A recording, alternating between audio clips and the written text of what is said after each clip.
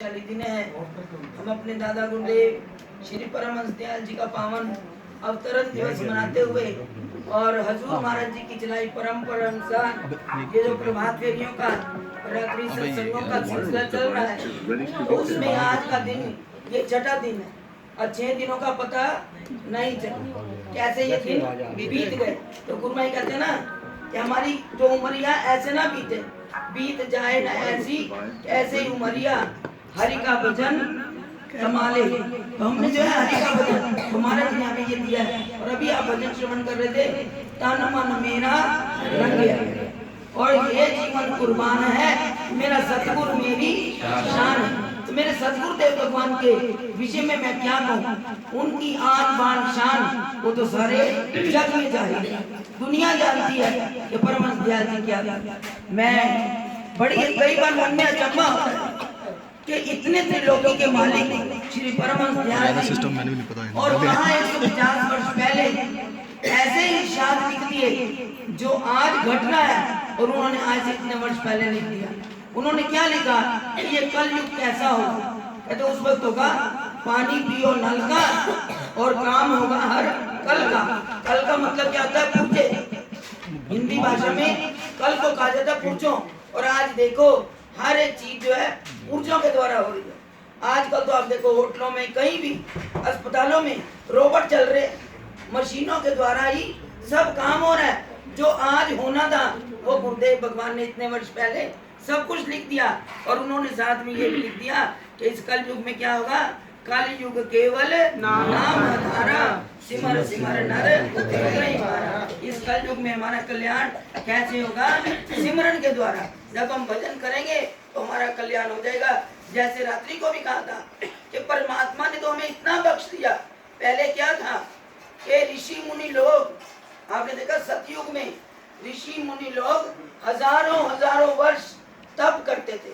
उसके बाद क्या हुआ, द्वापर में उससे कम हुआ, फिर त्रेता में उससे कम हुआ, त्रेता में कम हुआ, फिर द्वापर में, और आज कल युग में परमात्मा ने इतनी छूट दे दी क्योंकि मनुष्य के पास समय नहीं है।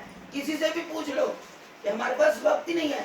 चाहे घर में पहले क्या था, 6 बच्चे 8 बच्चे और माताएं प्यार से पालती भी थी और घर के सारे काम भी करती थी और समाज में भी अपना कार्य व्यवहार निभाती थी। और आज जिनके पास एक संतान है, कहते हमारे पास बिल्कुल भी वक्त नहीं है। तो ये वक्त तो मिलेगा नहीं, क्योंकि गुरु महाराज जी का इरशाद है, हमारे जी कई बार सुनाया करते थे कि एक बार एक सेठ घोड़ी को लेकर जंगल में निकला चला जा रहा था, तो उसको भी प्यास लगी और उसके बाद उसकी घोड़ी को भी प्यास लगी। तो उसने देखा, पहले महाराज जी सुनाया करते थे टिंडा वाले खूह होते थे, रहट जहाँ चलता था और डिब्बों के द्वारा पानी आता था।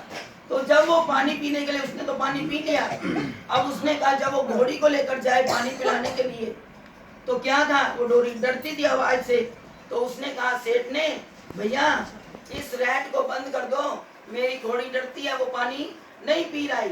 तो उस वक्त उस व्यक्ति ने पता क्या कहा, जो किसान हल चला रहा था, रैट चला रहा था, उसने कहा भैया इसी खटखट में ही पानी आएगा, खटखट में ही पानी पी ले, अगर ये खटखट बंद हो गई तो पानी भी पी नसीब नहीं होगा। तो इसलिए गुरुदेव भगवान हमें समझाते हैं कि इस संसार की खटपट में ही हमने नाम सिमरन करना है। नाम सिमरन भी करो और घर के कार्य व्यवहार भी चलाओ। यह हमें गुरुदेव भगवान जी शिक्षा देते हैं, ज्ञान देते हैं। तो गुरु महाराज जी तो हमारे तन मन को रंग रहे हैं। उन्होंने इस परिवार को देखो, सतमीर जी, अशोक जी, आगे उनके बच्चे सुबोध जी, मनीष जी, बहुएं बेटियां, सभी गुरु महाराज जी के रंग में रंगे हुए हैं। जो प्रेम प्यार इनके घर में, मैं तो कहूँ ना, जो जैसे हम रामायण में पढ़ते ना कि भाई का भाई के साथ कैसा प्यार होता है, भाई का माता पिता के प्रति कैसा कर्तव्य होता है, अपनी बहनों के प्रति कैसा कर्तव्य होता है, वही राम परिवार हमें इस परिवार में नजर आता है। एक दूसरे की इतनी इज्जत, इतना प्यार और इसके साथ साथ सदगुरुदेव भगवान का प्यार इनकी रग रग में भरा हुआ है। तो हम भी गुरु महाराज के चरणों में यही प्रार्थना करते हैं कि गुरु महाराज जी इनका प्यार दिन दुगना बढ़े। कितने प्यार के साथ इन्होंने आई संगत का स्वागत किया और इनके मन की भावना थी कि हमें चाहे खड़े खड़े मत चले जाना, चाहे एक भजन हो। अब एक भजन आगे बोला है, एक जाते जाते बोलेंगे और आगे भी फिर आपको जैसा कार्यक्रम बता दिया। कि भाई आगे भी प्रभात फेरी है, फिर आश्रम में भी सत्संग और फिर रात्रि का सत्संग, तीनों चीजें हैं, सभी निभानी है। कहीं भी आपने, क्योंकि ये मौका बार बार नहीं मिलता, आपने सभी कार्यक्रमों में शामिल होना है और जिस जिसको आज जो सेवा बताई जाएगी उस अपनी सेवा पर सभी ने आरूढ़ रहना।